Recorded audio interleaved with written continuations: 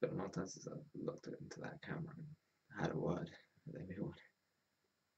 I'm sorry that I've been away. A lot of stuff has happened since we last talked, but the main thing is I'm making this because I want to rant. We talk about it on Twitter a lot today. Oh yeah, by the way, I'm in a new house. Been here for some time. Uh, but it's been like years since I made my last video. Don't worry about it. Anyway, I'm making a rant. My first video back is a rant. That's funny, in a way. Oh yeah, by the way, I'm wearing two jumpers because it's freezing. Anyway, I want to rant about some stuff that's happening an awful lot in the media, at least in Britain. I don't know about America. I'm sure it's the same thing over there, but definitely here in Britain.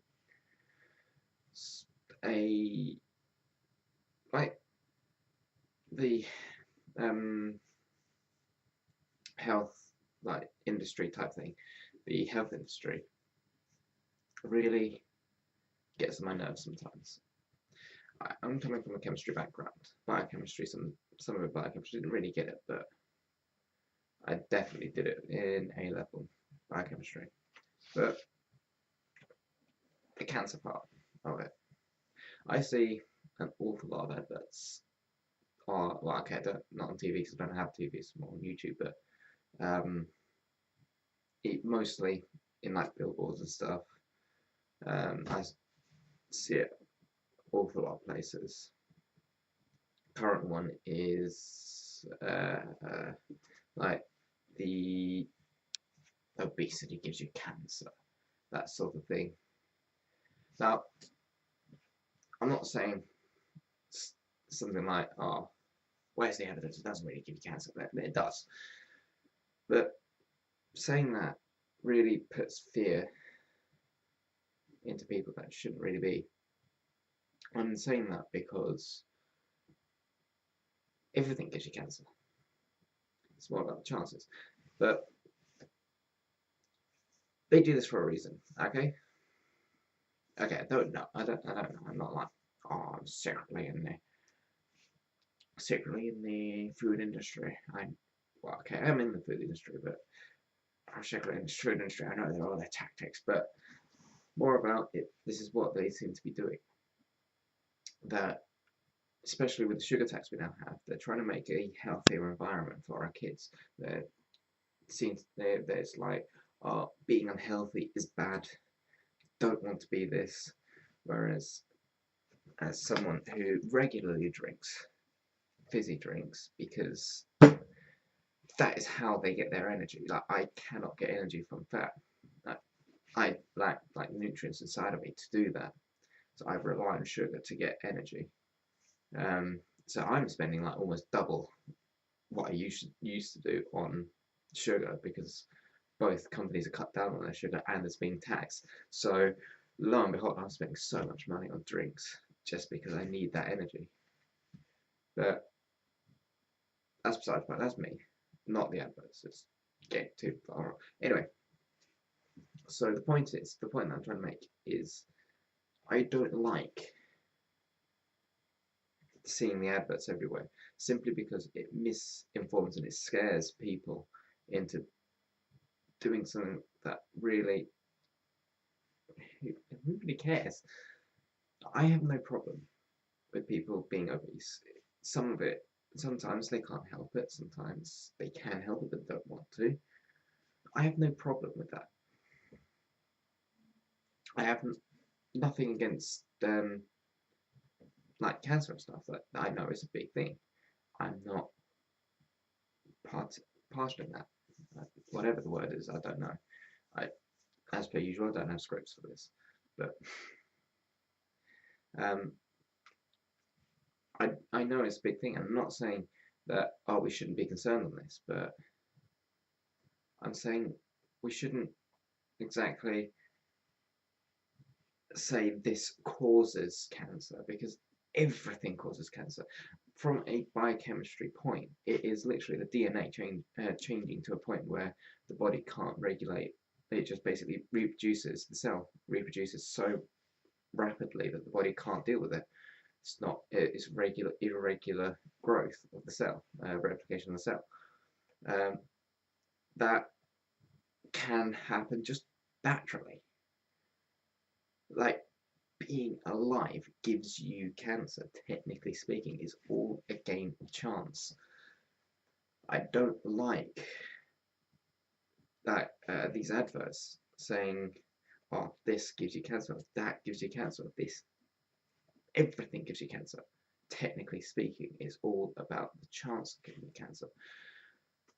Like obesity definitely does give you cancer. It gives you a higher chance of getting cancer. I don't know the numbers off the top of my head, but it definitely does. I have no problem with that. It does. I know it does. But saying it causes cancer, it's like putting the blame of like somebody's cancer onto a single thing, which it shouldn't be. Like I feel like if you're blaming something, it takes away some of the responsibility of actually getting it sorted. So if you like, I see a lot of like I watch a lot of YouTubes on about like anti-vaxxers, flat Earth, that sort of thing, because I like watching them get completely taken apart. But I I see a lot of, especially in the anti-vaccine community, I see a lot of my son, daughter, child, whatever, has autism, so the cause is vaccines, and that's what's to blame. And I'm not gonna sort it because they should. No, I don't feel like that's the sort of thing. It's treatment. You got to treat it before you blame anything. I do that when I'm working as well. Um, like if I'm working and something messes up, you have to fix the problem before you blame anyone. Fix the problem before anyone gets into trouble. Because if you blame the person, if you're giving them bad rep, the problem's still there. You're still got to fix the problem. So why not fix the problem first and then look at it, and then you've got time to like calm down from the immediate anxiety of it. Anyway, the problem is with the advertising of it because they word it in a way that is fear mongering for people. Because yeah, these sort of things do cause cancer, but it's about the probability. These things give you a higher probability of having cancer, and yeah, it doesn't have the same effect because saying this causes cancer is like saying if you are this, if you like say drinking Coke Zero gives you cancer, which technically speaking it does. Like I've drank so much, I probably have like 300 tumors inside of me. But anyway, um, saying that sort of thing, it's true. It can do. But saying it like that means that in regular Joe's head, if you drink Coke Zero, you will get cancer. If you don't, you won't. It doesn't work like that.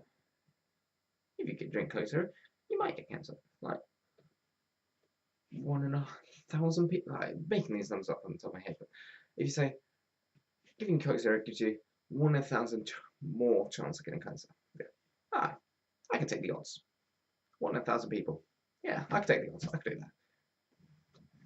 It has less of an effect. Does saying it causes, it gives you, because it's still a numbers game, and it frustrates me because I have that background in biochemistry that I know what causes cancer.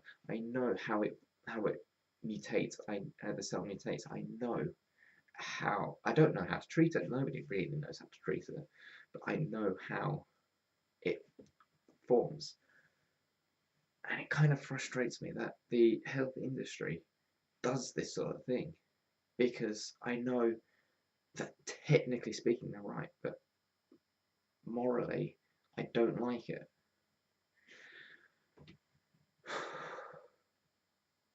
It goes a bit deeper. Not like, oh, the conspiracy goes a bit deep, but I don't like advertising that simplifies everything too much. Like this sort of thing definitely simplifies it way over proportion. They're still correct, but way too broad. Um, but I've seen it in other places, like like sugar will give you obesity. No, it doesn't. It does, but it doesn't.